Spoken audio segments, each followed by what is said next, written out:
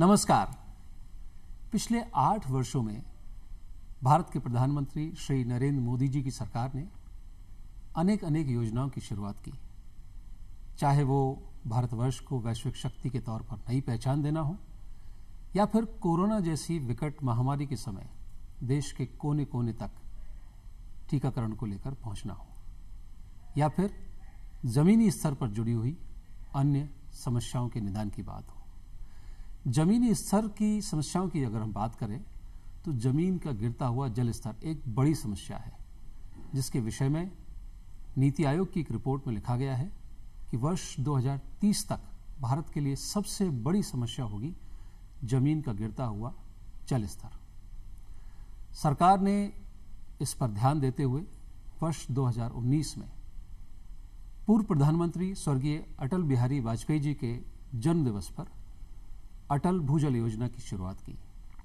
दूरदर्शन के इस खास प्रोग्राम में आज हम बात कर रहे हैं अटल भूजल योजना की, और हमारे साथ स्टूडियो में मौजूद हैं subject experts Shri P K. Tripathi जी।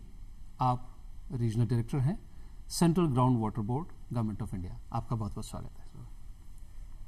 साथ में हैं डॉक्टर राकेश कुशवाहा, आप साइंटिस्ट हैं central water ground board, government of India. आपका भी बहुत बहुत स्वागत है। नमस्कार।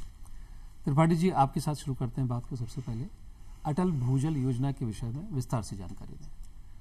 अटल भूजल योजना, जैसा कि आपने ऑलरेडी बताया कि भारत सरकार ने दिसंबर 2019 में पूर्व प्रधानमंत्री अटल बिहारी वाजपेयी के जन्मदिन के अवसर पर लॉन्च किया था, और ये 5 वर्ष की योजना है।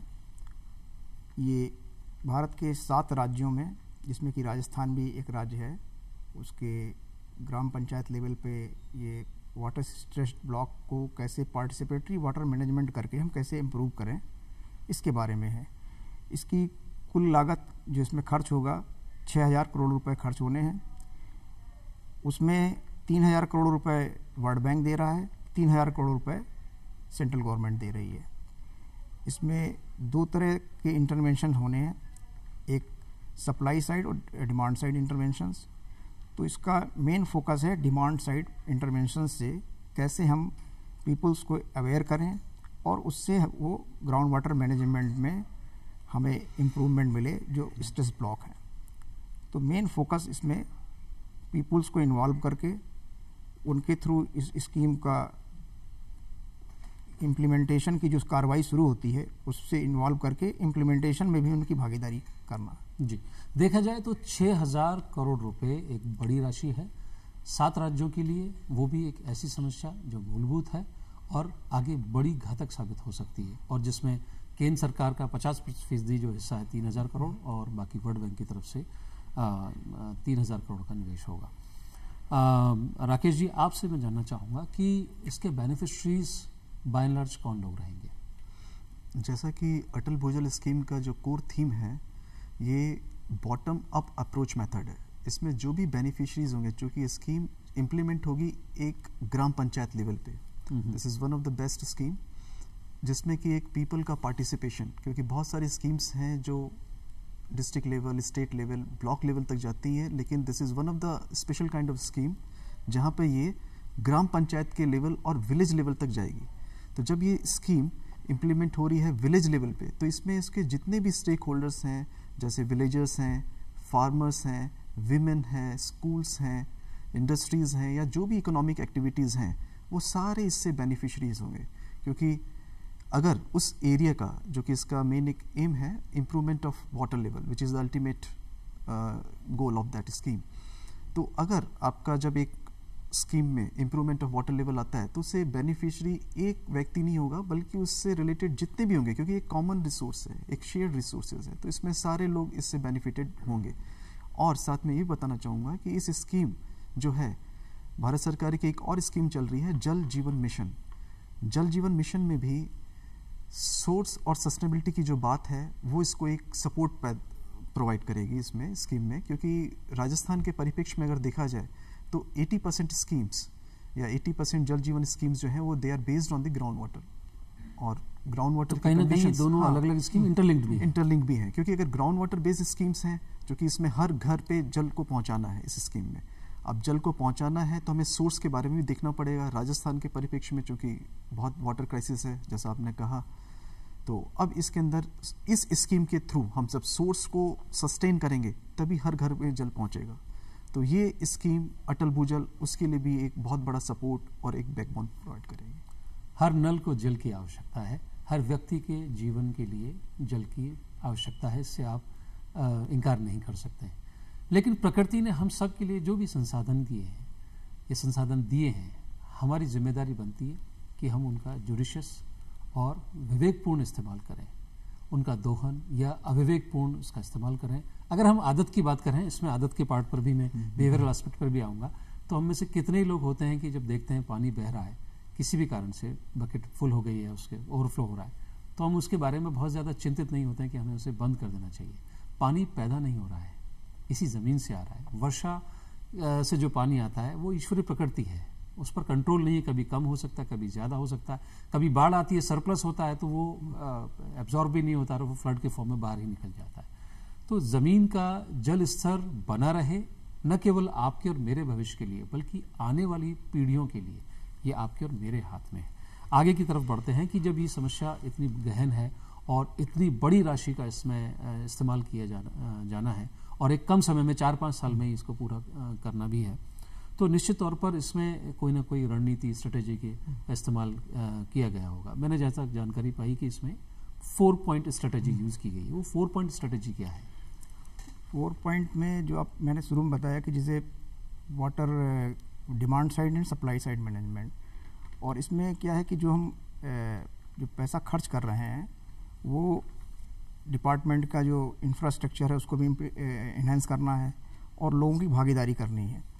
तो हमने एक मैनेजमेंट इंफॉर्मेशन MIS क्रिएट किया, उसमें कि सारा डाटा हमारा, जैसे वाटर सिक्योरिटी प्लान बनेगा विलेज लेवल पे, वाटर लेवल का डाटा है डिपार्टमेंट का और भी सोर्स से हम ले रहे हैं, वो एक पब्लिक प्लेटफॉर्म पे रियल टाइम पे हम देख सकें, जिससे कि डिसीजन मेकिंग बहुत फास्ट हो सके। दूसरा है कि बॉटम अप अप्रोच, जो पैसा पहले जाता था सेंट्रल गवर्नमेंट से स्टेट में जाता है, स्टेट के बाद गांव में पहुंचता था, अब क्या है कि हमारी जो इम्प्लीमेंटेशन ही शुरू होगा बॉटम लेवल से। तो विलेज सिक्योरिटी प्लान बनेगा, उसमें स्कीम का अप्रूवल होगा और डिफरेंट लाइन डिपार्टमेंट हैं उनकी स्कीम्स उसमें आएंगी, तो उनका इम्प्लीमेंटेशन क्योंकि ग्राम सभा के द्वारा होना है, वो उनको सोशल ऑडिट भी करेंगे। तो दूसरा चीज़ हुआ कि लोगों की पार्टिसिपेशन बढ़ गया और इनमें कई चीज़ें हैं। जब इसमें हम लोगों को के यहाँ वाटर लेवल रिकॉर्डर लगाएंगे ऑनलाइन, पीजोमीटर लगा करके जो वाटर लेवल नापे जाते हैं गांव लेवल पे, और डिफरेंट जो स्ट्रक्चर से जो पानी निकल रहा है उसमें फ्लो मीटर भी लगेंगे, तो लोग अपना वाटर बजटिंग देखेंगे कि हम इतना पानी निकाल रहे हैं, ये वेस्ट कहाँ जा रहा है। तो इससे अवेयर होकर के आगे आने वाले समय में वाटर कंजर्वेशन भी बढ़ेगा, लोग ड्रिप और स्प्रिंकलर की तरफ मूव करेंगे।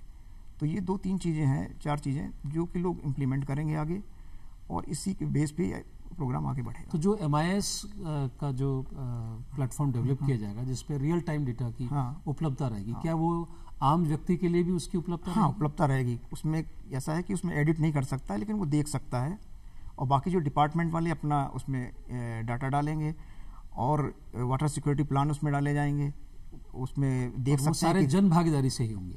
हाँ, एक्चुअली वाटर सिक्योरिटी प्लान तो बनेंगे विलेज लेवल पे, उसमें अप्रूवल करेगा ग्राम समाज जी। और जिसमें लाइन डिपार्टमेंट है उनकी स्कीम्स को उसमें अप्रूवल लिया जाएगा, क्योंकि टेक्निकल एक्सपर्टीज तो लाइन डिपार्टमेंट के पास है, पब्लिक हेल्थ डिपार्टमेंट हो गया, आपका एग्रीकल्चर डिपार्टमेंट हो गया, कौन सी स्कीम वहाँ पे सुटेबल है वो बताएंगे, लेकिन उसका अप्रूवल हुआ ग्राम समाज में।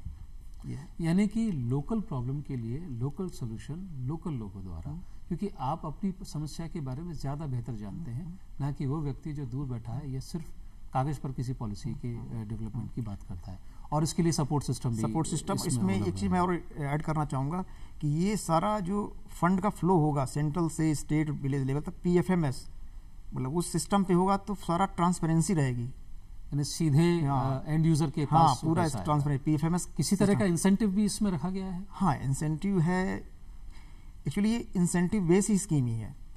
तो इसमें क्या है कि जैसे आपने वाटर सिक्योरिटी प्लान बना लिया, और इसके बाद आपने अपने यहाँ जो डिफरेंट लाइन डिपार्टमेंट है उनके थ्रू स्कीम्स बनाई, तो जितना फास्ट आप आगे बढ़ेंगे उस हिसाब से आपको डिफरेंट स्कीम्स के लिए इंसेंटिव बेस ही आगे आपको बजट मिलेगा। यानी कि जैसे जैसे परफॉर्मेंस होगी उसी हिसाब से फंड को रिलीज किया जाएगा, ना कि एक साथ पूरा दे दिया। 7 स्टेट हैं, जो स्टेट इसमें ज़्यादा परफॉर्म करके अपना देगा उसको उतना जल्दी उसको अगला इंसेंटिव वाला बजट रिलीज हो जाएगा। जी, हम यहाँ जिक्र करना चाहेंगे उत्तर प्रदेश, हरियाणा, राजस्थान, मध्य प्रदेश, गुजरात, महाराष्ट्र और कर्नाटका। कुछ रहा तो नहीं? नहीं, यही ये 7 राज्यों में इस स्कीम को, जो डार्क जोन के फॉर्म में जिनको आइडेंटिफाई किया गया है, उन राज्यों के लिए ये स्कीम बनाई गई है।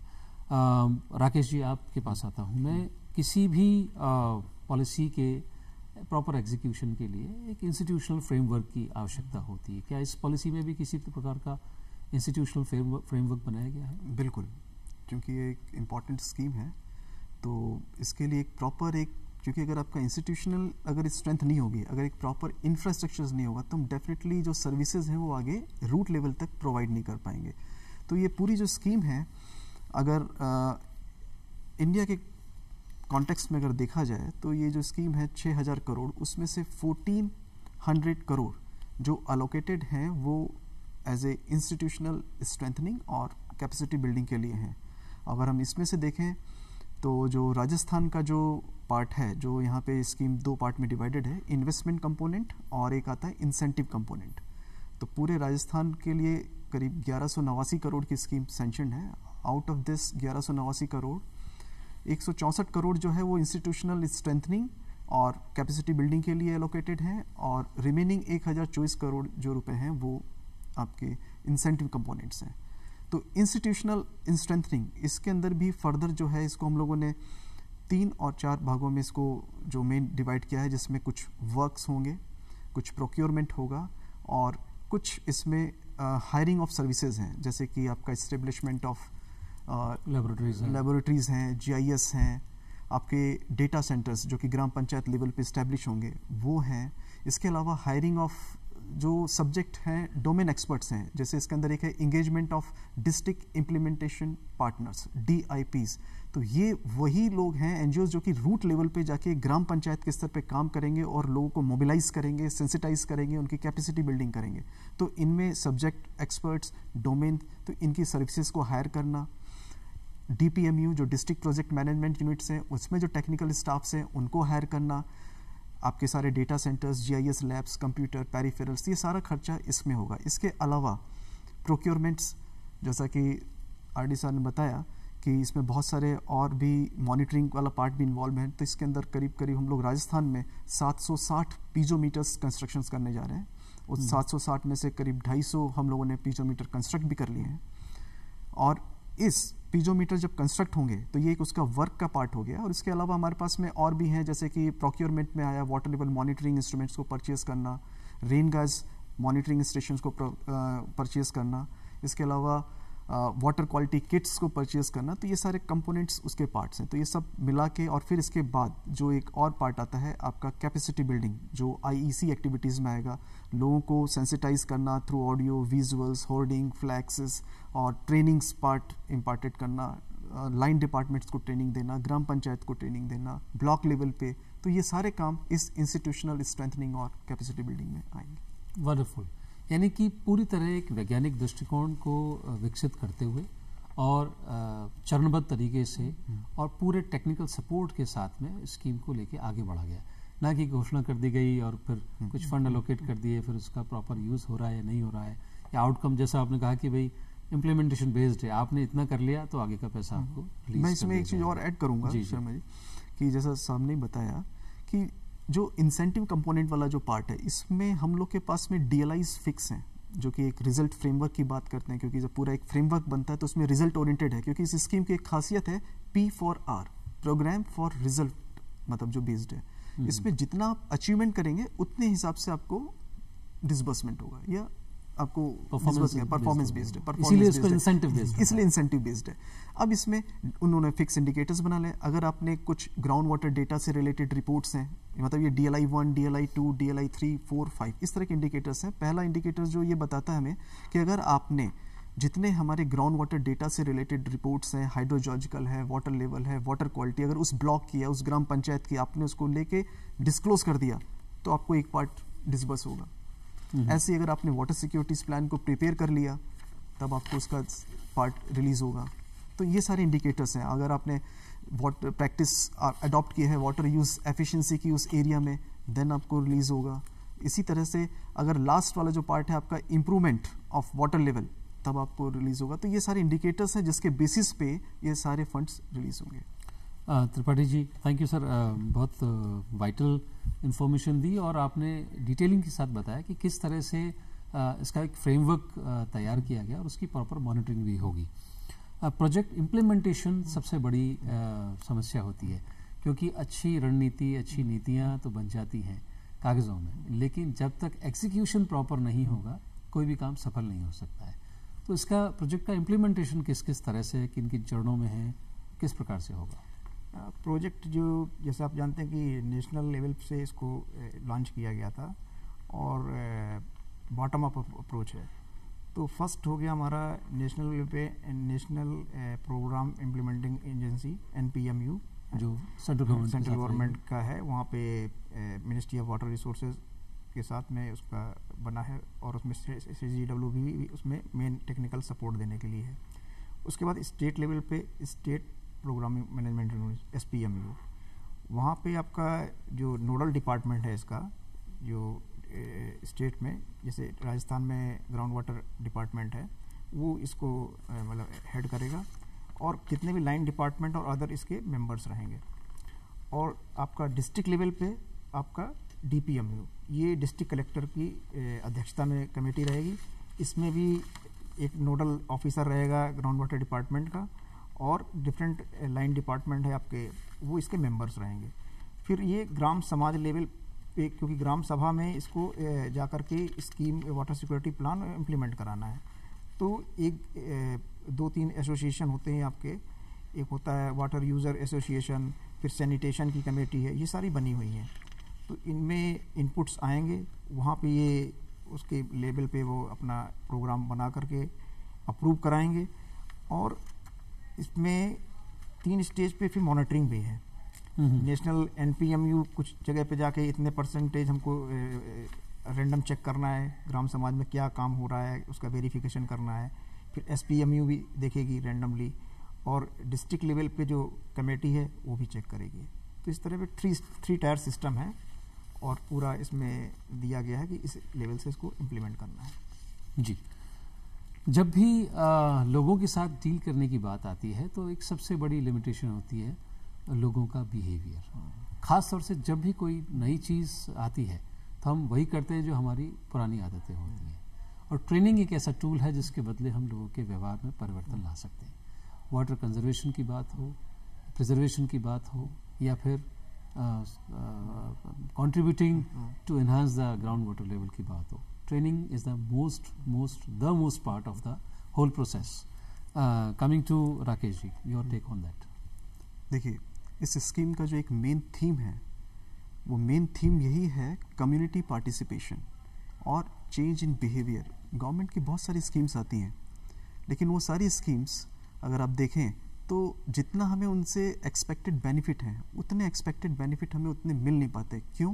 क्योंकि लोगों का उनके साथ में एक जुड़ाव, वो चीज़ नहीं होता। अभी आपने कुछ समय पहले थोड़ा सा कहा था कि बिहेवियरल चेंज, अगर आदमी को सुबह ये आदत पड़ी हुई है कि मुझे सुबह उठा के इस पानी को बासी हो गया इसको फेंक के एक फ्रेश चेंज करना है, तो इट विल टेक टाइम आपको उसको पूरा चेंज कराने में, उसके बिहेवियर, क्योंकि उसके बचपन से लेके अभी तक पूरी आदत वो चीज़ हो चुकी है। तो बिहेवियरल चेंज करना वो इस अटल भूजल स्कीम का एक मेन एम है। अब आप ग्राउंड वाटर की बात करें अगर हम लोग, तो ग्राउंड वाटर एक ऐसा इनविजिबल रिसोर्स है, जब कोई चीज़ आपको दिख ही नहीं रही है तो आप उसको मैनेज करना भी अपना अपना एक बड़े कॉम्प्लेक्स चीज़ है। हम स्कीम्स बना दें लेकिन समझा नहीं पाए, तो जो कि माननीय प्रधानमंत्री जी का एक ये भी है कि डिमिस्टिफिकेशन ऑफ साइंस। आप अगर गांव में पहुंचते हैं तो साइंस को सरलीकरण करके सरल भाषा में लोगों को समझा पाए, उनकी आदतों को चेंज कर पाए, जिससे उनके बिहेवियर में चीज़, मतलब एक मानसिकता उनके आगे मुझे पानी बचाना है, आप उनको किस तरीके से समझा सकते हैं। तो ये एक जो है इसका बहुत बड़ा मेन पार्ट है। इसके अंदर मैं आपको एक एग्जांपल दूंगा कि एक अमेरिकन इकोलॉजिस्ट हैं ग्रेनेट हार्डिन, तो उनकी एक थ्योरी है ट्रेजेडी ऑफ कॉमन्स, मतलब it indicates the conflicts between individual and common community rationals में। मतलब अगर उसको सरल भाषा में समझाएं कि अगर आपके पास में गांव में अगर मैं ये कहूँ कि एक छोटा सा एक एरिया है जिसके अंदर बहुत सारे लोग हैं, कुछ लोग उसमें से पानी निकाल रहे हैं, एक रिसोर्स कॉमन है। देखिए ग्राउंड वाटर जो सोर्स है वो एक शेयर्ड रिसोर्स है, एक कॉमन रिसोर्स है। अगर एक जने उसमें से पानी निकाल रहा है, बाकी लोग भी पानी निकाल रहे हैं, लेकिन एक ने अपने सेल्फ इंटरेस्ट में ज़्यादा पानी निकालना शुरू किया, तो डेफिनेटली वो दूसरों के हितों को भी इफेक्ट करेगा और अल्टीमेटली रिजल्ट क्या होगा? क्राइसिस सबके लिए होगा। तो ये उन्होंने बताया, इसका एक ही सॉल्यूशन है, mutual agreement. Mutual agreement means community participation. तो हमारा जो मेन थीम है इस अटल भूजल का वो यही है कि लोगों की मानसिकता, उनके बिहेवियर, उनको चेंज किया जाए। और कैसे चेंज किया जाए, उसके लिए इसमें हमारे पास में सर्टेन जैसे आईसी एक्टिविटीज़ या कैपेसिटी बिल्डिंग में जो है पूरे प्रावधान है कि आपको ट्रेनिंग्स देनी है, इंफॉर्मेशन देनी है, एजुकेशन देनी है, और बियॉन्ड क्लासरूम आपको बात करनी है। ऐसा नहीं कि आपने क्लासरूम में बैठ के बताया, आपको ग्राम सभाएं करनी है। ग्राम सभाएं करके उनको उन्हीं के लोकल लैंग्वेज में साइन से, होर्डिंग से, फ्लैग्स से, कुछ पंपलेट से, कैसे भी उन्हें सेंसिटाइज करना है कि जिससे वो लोग समझ पाए कि नहीं ये वाकई हमारे लिए काम की चीज़ें जो कह रहे हैं। अगर कोई स्कीम, अब इसमें इन्वॉल्वमेंट की बात करें, अगर वाटर सिक्योरिटी प्लान बना रहे हैं हम, तो बिहेवियर में देखिए कहाँ से चेंज आएगा।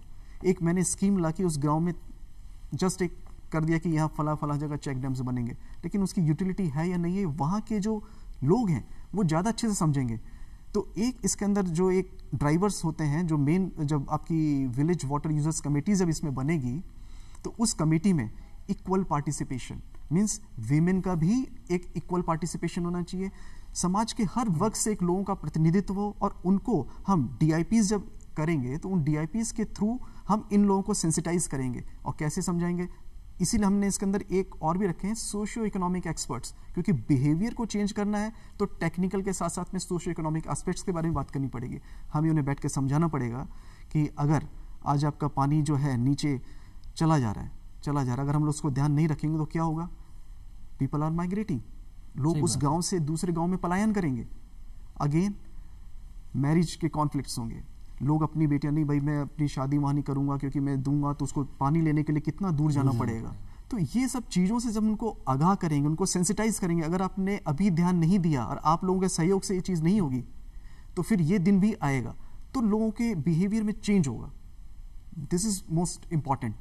तो ये जो एक है, हमें concept of common property resource, ये हमें इसमें लाना पड़ेगा। तो ये बिहेवियरल चेंजेस की चीज़ें अब इसके अंदर जो अटल भूजल में है, उसमें एक ट्रेनिंग के जो प्रावधान है, उसमें डिस्ट्रिक्ट स्टेट लेवल पे भी ट्रेनिंग्स होंगी, 2 डिस्ट्रिक्ट लेवल पे ट्रेनिंग्स हैं, फिर हमारे पास में उसके बाद में ब्लॉक लेवल पे हैं ट्रेनिंग्स, और हर ग्राम पंचायत में 6 ट्रेनिंग्स और भी डिफाइन की हुई हैं। इस तरीके से उनको ट्रेनिंग देते हुए, सेंसिटाइज करते हुए उनके बिहेवियरल चेंजेस को, देखिए बिहेवियरल चेंजेस करने में समय लगता है, लेकिन एक बार अगर उसमें आ गया तो इसके रिजल्ट्स इतने फैंटास्टिक आएंगे और स्कीम इतनी सक्सेस होगी कि जिसके बारे में आप सोच नहीं सकते। This is one of the special kind of scheme in India, मैं समझता हूँ शायद वर्ल्ड में भी है, जिसके अंदर कि government is taking initiative to manage the ground water resource with the help of public and the community. So this is a very special kind of scheme. तो ये वो चीज़ है जब एक वाकई ही लोग प्रेरित होंगे कि अपने से, इसके अंदर मेन चीज़ है आप उनको ऑनरशिप दीजिए और उन्हीं के थ्रू रिसोर्सेज को मैनेज करवाइए। तो ये हमारा सारा इसके अंदर।